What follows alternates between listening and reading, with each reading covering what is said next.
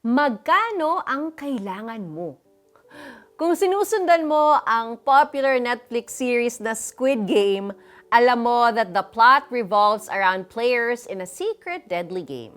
Lahat halos ng contestants ay in deep financial hardship, mostly from gambling debt. Kamatayan man ang hinaharap ng bawat player in every game, the lure of the grand prize was far greater. Sinasabi sa Bible, sapagkat ang pag-ibig sa salapi ay ugat ng lahat ng kasamaan. Pinatunayan ito ng ilang characters sa Squid Game Season 3. Kahit pa ilang grupo ang nabuo, among them for protection and strategy, kaliwat kanan din ang betrayal nila sa isa't isa. Ang pinakamasakit ay ang ma-witness ang isang mother who stabbed her own son to death to protect a newborn baby and the mother from being killed by him. Even the baby's own father was willing to sacrifice his own child to win the pot money in the end. Ang isang example sa Bible ng taong gumawa ng masama dahil sa pag-ibig sa salapi ay si Judas Iscariot. 3 taon siyang kasama ni Jesus bilang alagad, pero dumating ang puntong nakisama siya sa mga taong galit kay Jesus. Ano po ang ibibigay ninyo sa akin kung tutulungan ko kayong madakip si Jesus?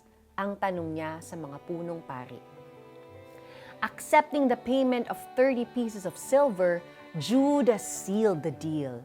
Ang kanyang pag-ibig sa salapi ay higit pa sa kanyang relasyon kay Jesus.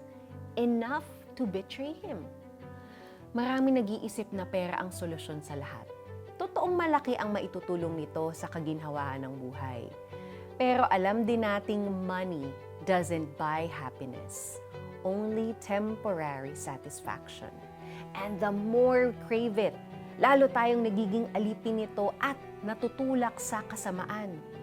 Just look at the lessons from the Squid Game players and Judas. Wag naman sanang ganyan din ang maging ending natin. Manalangin tayo. O Diyos ko, tulungan po ninyo akong matutong makontento sa inyo at umiwas sa tuksong hatid ng kayamanan. In Jesus' name I pray, Amen. Describe a time when you were tempted by money. What lesson did you learn from that situation? Sapagkat ang pag-ibig sa salapi ay ugat ng lahat ng kasamaan. 1 Timothy 6 verse 10. Ako po si Sonja Calit. God bless you. Have a great day.